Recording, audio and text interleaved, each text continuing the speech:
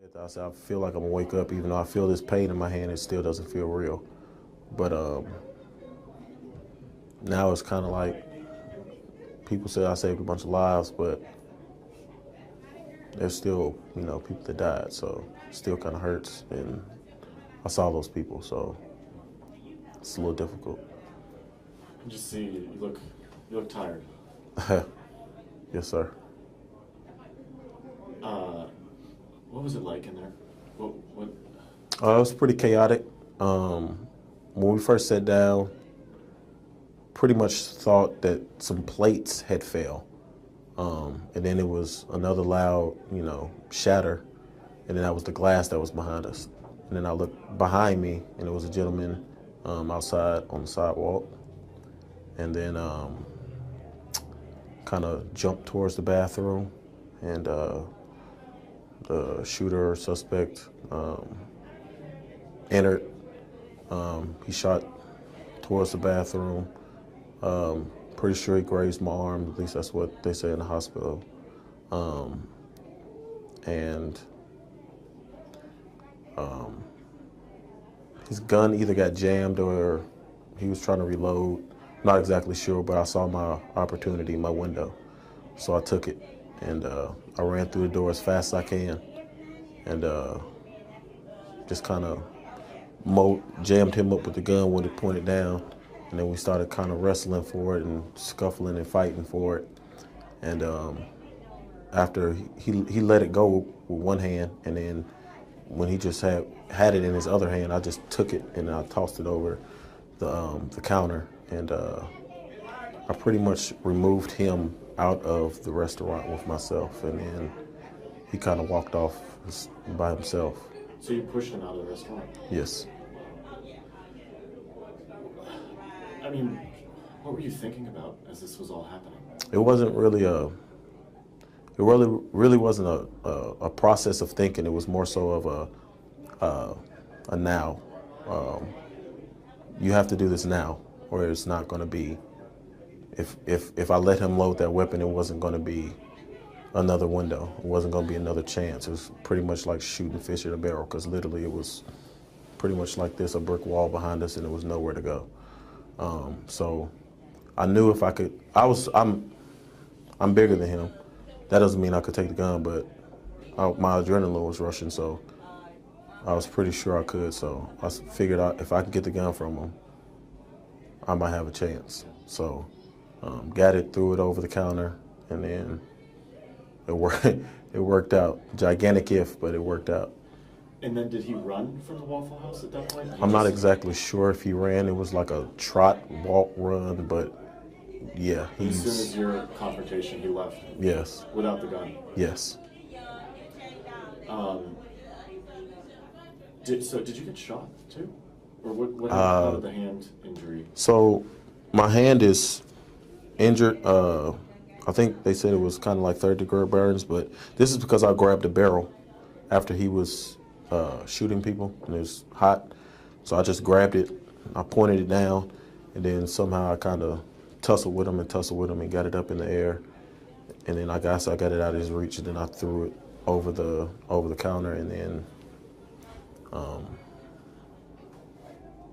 he was pretty much, I don't want to say helpless, but he was disarmed at the time. So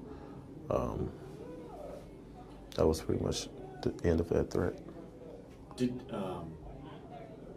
you hear the first shots from the parking lot? Yes. And then he just came in? Not exactly sure. The first shots, it's kind of, I don't really know how to explain it. It's like everybody heard it, but I guess everybody thought it was like plates or something. At least me and my best friend BJ did, because we were sitting like right beside each other, with a chair kind of in between us, and we just thought it was plate shattering. And then the second one happened, then the glass broke, and then we were like, and then that's when I turned. I was like, wow. 4 people. Uh, I mean, 4 people didn't get to go home from the Waffle House. Right. Like I said, I didn't mean to do this to be the hero by any means. It was just kind of like survival of the fittest type thing. Um, I'm sorry I couldn't get to the guy any faster, or we could have got him out in the parking lot or something like that. But I, I didn't know he was going to come in there armed to the teeth like that. Who does something like this? I think everybody has it in them. They just have to be in that specific situation. I don't think anybody willingly wants to die. It's just kind of, you're in a cage, literally like I was, pretty much in a cage, and you're either going to concave to your situation or you're going to exert yourself and, escape the cave somehow. So I really feel like anybody could do it. I don't know or think I'm special or anything like that, but I feel like anybody could do it. I guess I meant more kind of referring to him. Oh. Who walks into a Waffle House and starts killing people? I don't know. I was having that conversation with my father, and pretty much I said that could be somebody's neighbor, and he could be saying, whatever his name is every morning, hey, good morning, whatever your name is, and you would never know. You would never know, and then the next morning you'd be like, that's my neighbor that did that. So, I don't think there's a certain height, a certain race, a certain religion that does it, a certain anything. I just think it's, if somebody wants to do something evil enough, if they're in that same cage that I was talking about and they can't get their expression, they can't get their emotions out in a constructive way, then it's going to destruct. And it can, most of the time, it's going to be hurtful to not only that person, but the people around them. And unfortunately, I didn't know him, so I don't think anybody else knew him. So I'm pretty sure it hurt the environment and society all around him. And why would someone do something like this? I don't know.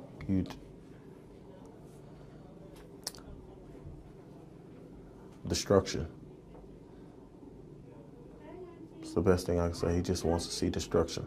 Wants to see pain, maybe, or maybe he was hurt and he wanted to hurt someone else. But that all just leads back to destruction and not having a way to vent, to get your emotions out. It's kind of scary, too, that he's still out there. This is very much still kind of going on right now. Yes. Very scary. But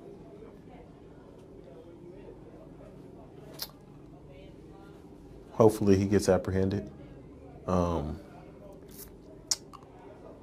He was naked. I would assume that would have some kind of advantage for the police because he can't really run on bare feet. And If he was naked? Huh? He was completely naked when this happened? No, he had on a olive green jacket, but his feet were, from bottom down he was, so I don't know. So there's something going on there. It's just, there's obviously I don't know. Because like I said, I don't know the guy. I don't know the experiences he might have had, but I think he came in to kind of, end it all, and I don't think he thought it was going to, I don't know if he thought it was going to be an interruption in what he was doing like that, because if he would have went to the Bell Road one, they actually have security there. So I don't know if he knew that specific Waffle House didn't have security or not, but it's weird. What do you want the families of these 4 people who didn't make it out to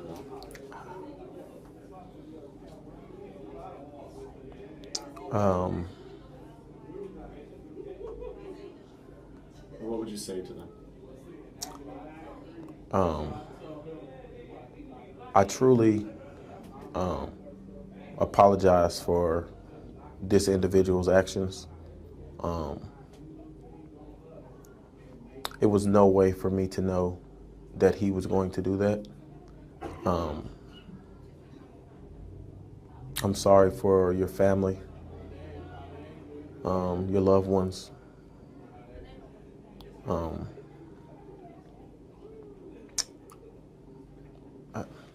kind of speechless. I really don't. All I can say is words, but it's gonna hurt. So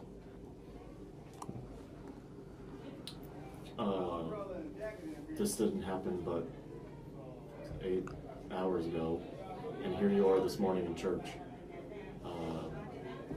Why are you here? Perseverance. You have to be strong. I can't let this character's actions stop my progression in life.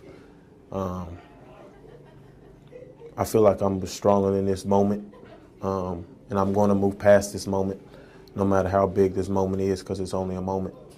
And just like that moment when he was trying to restock his gun or put a different magazine in it or whatever, it can be interrupted. And through perseverance, I know I can move past this moment, like I said, and be stronger than it. So I came to church just to hear the word, because I don't know how many bullets I possibly could have missed or dodged. Like I said, one did graze my upper right elbow, and I mean, he shot through the windows, pretty much centered up close to where we were sitting, not exactly on, but it was just good to hear the word.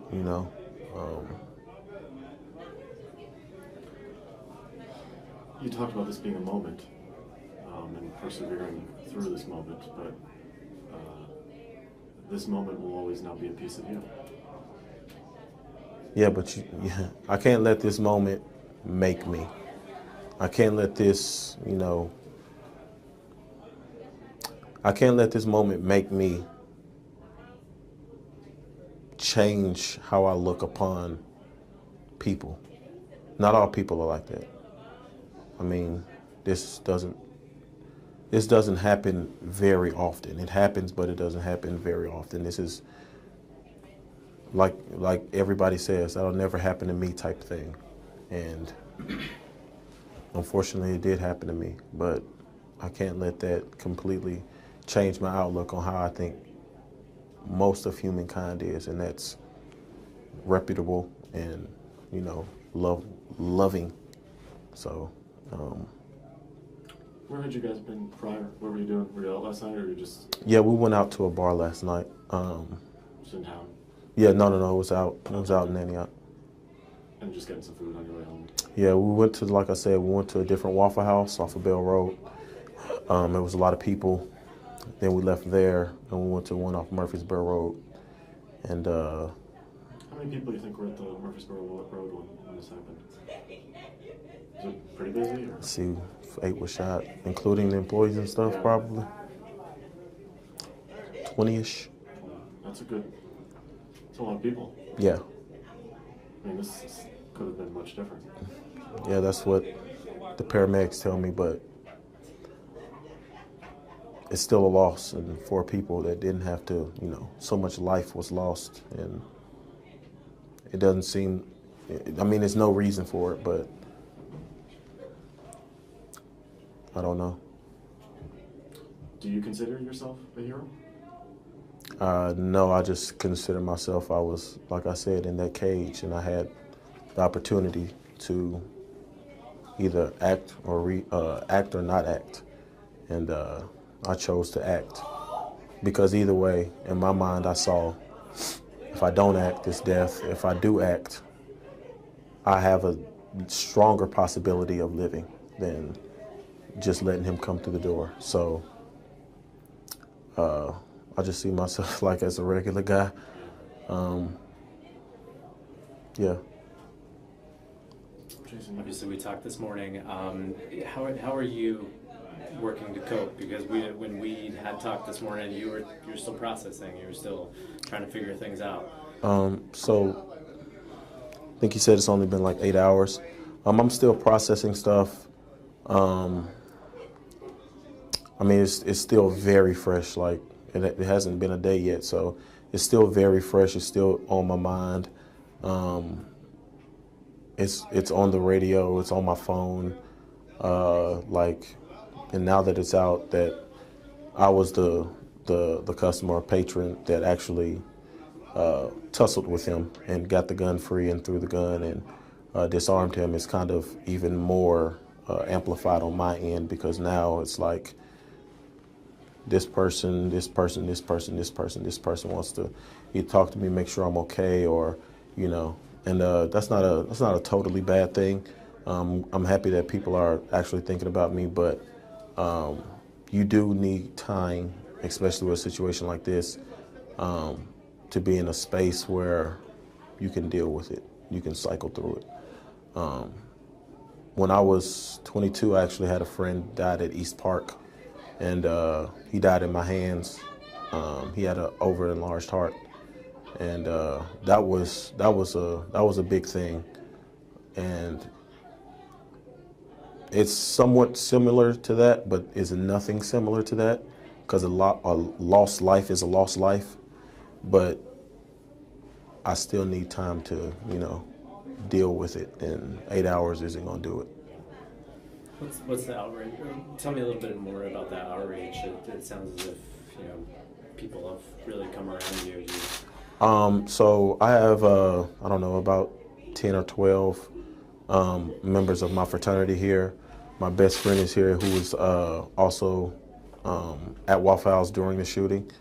I just, they saw me.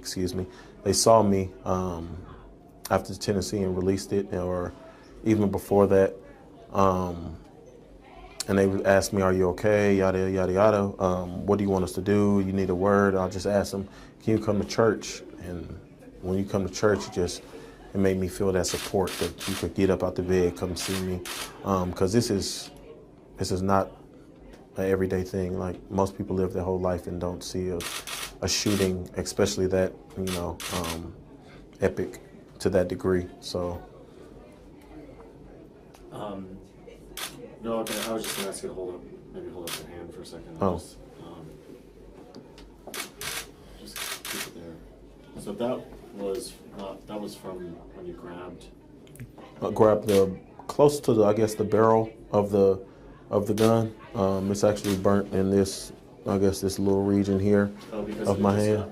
Yeah, because it was just discharging. So it's burnt pretty much up here, and then it's actually wrapped here into here. So I didn't realize it would be that hot. Did you? Didn't care. Yes. It was the last thing on my mind was the hot. I just need to get the gun from him. And so I'm looking at your fingertips there. Yeah, they're pretty swollen. And is that just the skin burned off? No, it's not burnt off. It's puffy. It's inflated. But yeah, and then I don't know if that's glass that cut me and other stuff. This hand is kind of cut up on different parts, and then I banged my knee. But was there you talked about the gun and grabbing that. Was there any kind of physical conversation? I mean, did you hit him at all? I mean, when you were wrestling him, did you? I'm pretty sure I did. Was it just the gun that you grabbed? No, I'm pretty sure I hit him. Pretty sure I hit him. It just happened so fast. Like I said, I saw that moment, jammed him up with it, and he couldn't move but down with it. And then I was just, hitting him, trying to get it loose. Not exactly sure, but my main point was to get the weapon away. I was hoping that I could throw it over there and then somebody would see me tussling with him and maybe help me out, but I can't make, people, I understand people are scared. I was scared, but I just saw the opportunity and attacked. So you're 29? Yes, sir. TSU grad? Yes, sir. Yeah. When did you graduate? 20. Well, I didn't graduate. I had a child in 2014, and then I went to Brightwood University, and I got my electrical technician degree from there. So your dad too? Yes, my dad's a TSU graduate. Your dad? Yes, I got a 4-year-old. 4-year-old? Yes, sir. Oh. So were you thinking about? Yes, Boy or girl? that was girl. Her name is Brooklyn. Brooklyn. Gosh, you must have been thinking about her too. Like, Yes. I didn't. It really didn't hit me until I got in the ambulance, and he one of the guys that was in the ambulance actually said he was like, "Are you got any kids, anything like that?" Because he was taking my pressure, and he wanted me to have a small talk and ease it. But that was the first time I cried. I think I only cried 2 or 3 times, but when I thought about that, I was like, I could have possibly never saw my daughter again, and it actually hurt. So Have you talked to her this morning? yes, I have. She fortunately or unfortunately, depending on how you look at it, she's in Chicago. She's seeing her uncle's about to have his daughter, so she's up there for that. But she'll be back soon, and I can't wait to, as you can imagine, kind of hold on to her and hug her and love on her a little bit.